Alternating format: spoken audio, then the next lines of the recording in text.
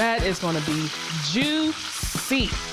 So I'm gonna get started on my fried chicken. I'm using a pickling brine. So I have 2 cups of water in my pot here, 2 tablespoons of pickling spice, 1 bay leaf, 2 tablespoons of kosher salt. And now I'm gonna add a 1/4 cup of sugar. I love brining my chicken because it helps the chicken retain its moisture. I'm gonna bring my mixture to a boil, a little vinegar in there. Today I'm using dark meat because I just believe that dark meat has a little bit more flavor. This is the rolling boil I'm looking for. I'm gonna turn this off and I'm gonna cool this down in a bowl of ice cubes. You don't wanna cook your chicken in the brine, so it has to be cool. You wanna make sure when you are brining your chicken that it's skin side down.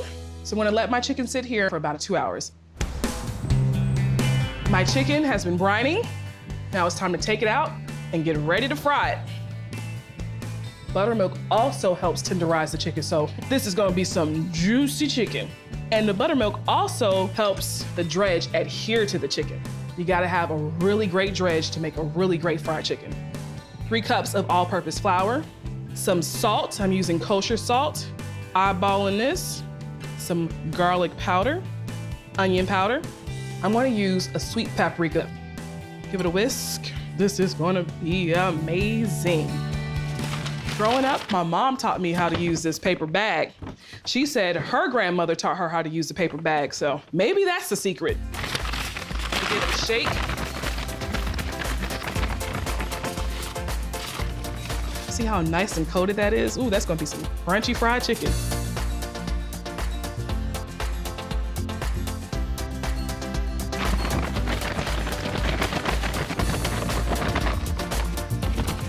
That is all of my chicken. So I've got my canola oil nice and hot, about 350. I'm gonna start with my thighs because thighs take a little longer to cook. I'm gonna let this fry for about 4 to 5 minutes, then flip it over and cook it for an additional 4 to 5 minutes. All I want to do here is get it nice and golden. I'm gonna finish the cooking in the oven. Drumsticks are a little smaller, so the cooking time is a little less. I'm gonna let that cook for about 3 to 4 minutes, and then flip it over and let it cook for an additional 3 to 4 minutes. All right, these are done.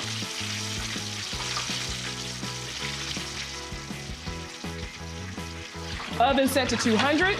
Pop that right in here while I finish up the rest of the meal.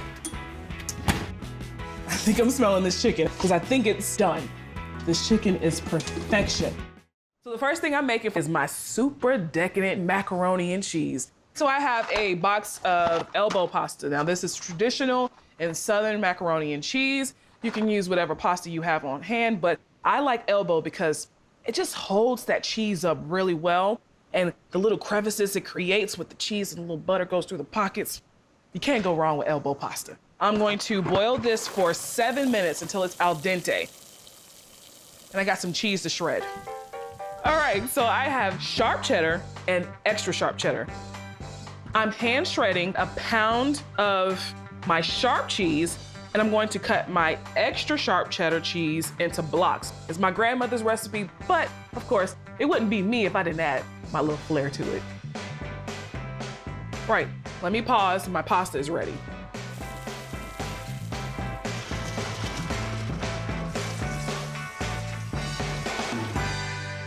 Right, so I rinsed it with some cold water to stop the cooking process and just setting it back there.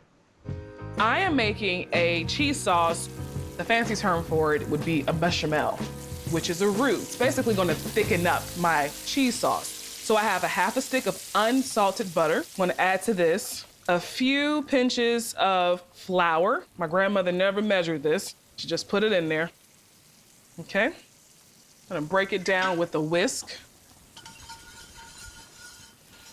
So now I'm gonna add 2 cups of whole milk. All right, now I'm gonna use a half a cup of heavy cream. Bring this to a rolling boil. It should slightly thicken up as the heat rises. I'm gonna add my sharp cheddar cheese now. I reserved a little bit because I like to top it right before I put it in the oven. This is the consistency I want. Almost like a nacho cheese consistency. Okay, My grandmother does not use cream cheese, but I like using cream cheese because I'm all about decadence. This will also be a great time to add a pinch of salt, pepper, and garlic.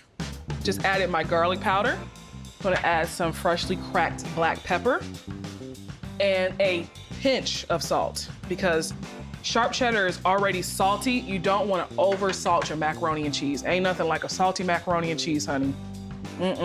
They'll talk about you. You don't want that. You want someone to walk in and say, oh, she make a mean macaroni and cheese. All right, I'm gonna take it over here. I'm gonna put my elbow pasta in my pot. I'm gonna do all the mixing in this pot. Grab my spoon back here. You hear that? You hear that? That sound, you hear that? You know you got some good macaroni and cheese. Whoo, look at this, y'all. Woo-hoo. All right, so last but not least, I'm gonna add in 2 eggs. I'm gonna whisk it in there with my sour cream. I find that sour cream just elevates that tanginess from the extra sharp cheddar, so I like using that sour cream in there. And this is what makes Southern macaroni and cheese different from other macaroni and cheeses. It's the egg. It's what's gonna hold the macaroni and cheese together. Pour it into my pot, fold in the egg. I have a 9x13 casserole dish that I've put some melted butter in there. Just gonna pour that directly to the casserole dish. So now it's the time to add the cube extra sharp cheddar. When you cut your macaroni and cheese out of your casserole dish, you'll see these pockets of melted cheddar. Oh. Last but not least, the reserved sharp cheddar. All right, so I have my oven preheated to 350. I'm gonna bake this uncovered until it gets slightly golden brown on top and all the cheese has melted. Once that happens, I'm gonna get some foil and loosely cover it with foil and bake it for an additional 15 minutes to cook the center.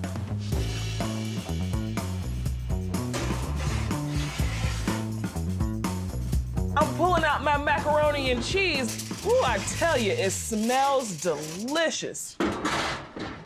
You wanna see it? Look. Look at that. It looks like my grandma's. It actually looks a little better. It looks good.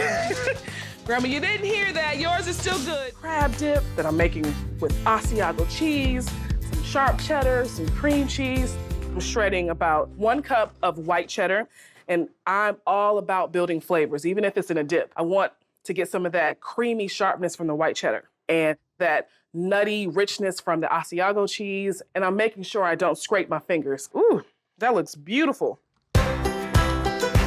I'm gonna use 8 ounces of room temp cream cheese. If you use cold, you'll get little clumps of cream cheese throughout your dip. You don't want that to happen. A 1/2 cup mayo, a 1/2 cup of sour cream, and the sour cream is gonna add some tanginess that I think works really well with that sharp cheddar. About that much heavy cream, a tablespoon lemon juice, and that's like 1/2 a lemon. Drop in this cheddar and Asiago cheese.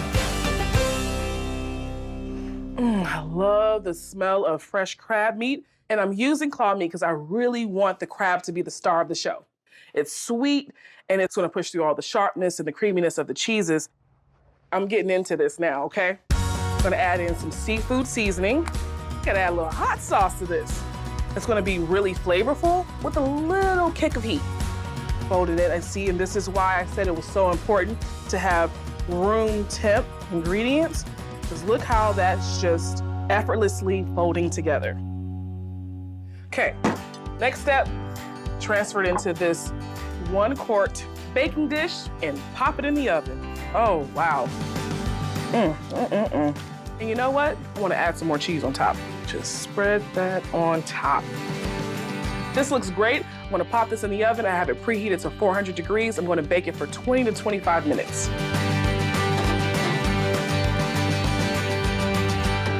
I think my crab dip is done. Woo! Hot mama! Look at that. The guys are gonna love this. Get into it. How about that crab dip? It's awesome. We're gonna patent that. Chicken strips. I'm gonna coat them with my favorite potato chips. And I'm using a chip that it has a lot of flavors in it, but it's mainly like a tangy barbecue. And it's gonna taste really, really great with this honey mustard dip I'm making. So I've cut up 4 chicken breasts into strips before I dredge it. I want to, of course, salt the chicken. And some pepper. 1 cup of flour into this baking dish. I'm gonna crack 3 eggs in the bowl right here. Give this a whisk. So I've crushed these chips right in the bag. So I'm gonna season the flour as well. 2 teaspoons of salt, about a teaspoon of pepper, 2 teaspoons of onion powder, 2 teaspoons of garlic powder, 1 teaspoon of ground mustard. I decided to use ground mustard because I'm making a honey mustard sauce, so I kind of want that flavor in both the chicken and the dip.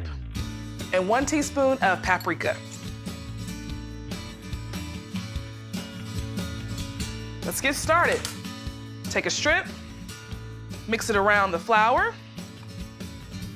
dip it in the egg, and directly into the chips. That flour and egg is gonna make sure that everything sticks. So when it bakes, it's gonna be super crunchy and it's gonna taste like I fried them. Being an auntie is really, really cool, especially like the aunties that don't have any children. It's like, you get to have all the fun and then send them back home. I really do love kids. A lot of people don't know, but I went to college for child psychology. And I worked with children for many, many years before cooking became a full-time thing.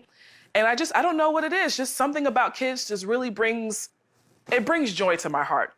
I love their innocence. I love their energy. And honestly, I'm a big kid.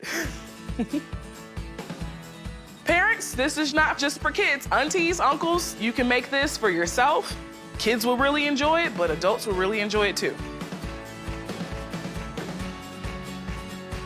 All right, oven set to 450. I'm gonna check it after 10 minutes, then flip it. Now I'm gonna make the dip, lots of honey. I'm gonna use some yellow mustard. That yellow mustard is gonna give you that tangy, classic mustard flavor. Gonna use some Dijon. I'm also using stone ground Dijon, and that's gonna give it a little texture, little whole grain seeds. I would say about 5 tablespoons of mayo. That's gonna make it creamy. Garlic powder, because I love garlic. Salt and pepper. You can use this on anything. You can use it on your sandwiches, you can use it on a burger. You can dip some French fries in this. Let me check on those chicken strips. They are ready to be flipped. Look how pretty those are. I can tell it's nice and crispy. I can hear it.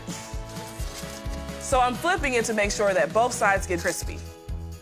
These look amazing and they smell even better. All right, my chicken strips are done. Ooh, they are gorgeous. They're nice and brown and golden. Wait till the kids get their hands on these. What do you guys think? Love it. Thumbs up. On a scale of 1 to 100, what do you give those chicken fingers? 100. Yay! To make these cheesy baked eggs, I'm gonna use mustard greens. Mustard greens don't get a lot of love. Are they bitter? Yes. It has a mustardy taste and it's really, really peppery. So what the mustard green is gonna do is just gonna give this dish a nice little kick. You can always use something like collard greens. You can add field greens. And I'm gonna smash and mince 1 clove of garlic to saute with the greens and a little butter. And this dish is super, super easy. Just gonna put my garlic right on top. This is a cheesy baked egg. So of course I'm using lots of eggs, a dozen. I'm gonna add a half a cup of milk, 2 cups of hand shredded sharp cheddar. That's gonna add that bite to it. And I have 2 cups of Monterey Jack, which is really, really melty. It will just smooth it out and make it nice and mellow. and hash browns because it's all the elements of breakfast in one dish. Half a cup baking mix, and baking mix is gonna help it get nice and fluffy because it has the baking soda, the baking powder.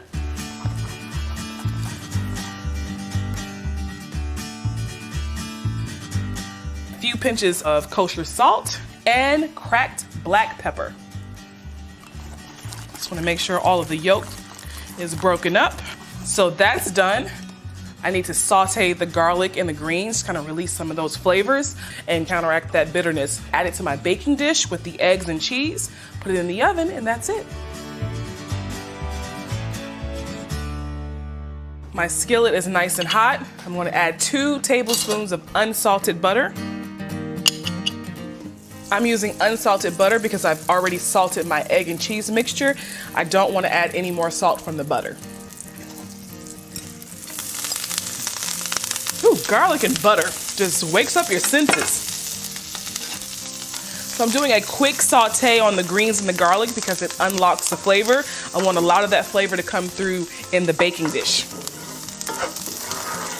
Dump it right into the eggs and cheese. Smells amazing. I have a 9x13 baking dish here that I've buttered to make sure that when it's done baking, it comes out easily. I'm just gonna pour that right in there. Not only does the mustard green give it a nice little spicy kick, but it also adds color. And the baking mix that I added is gonna make it nice and airy. I have my oven preheated to 350. I'm gonna let this bake uncovered for about 45 to 50 minutes. Oh, wow, that is gorgeous. It's puffed up, it's nice and airy, and I can tell the way the cheese is melted that it's gonna be super cheesy and gooey.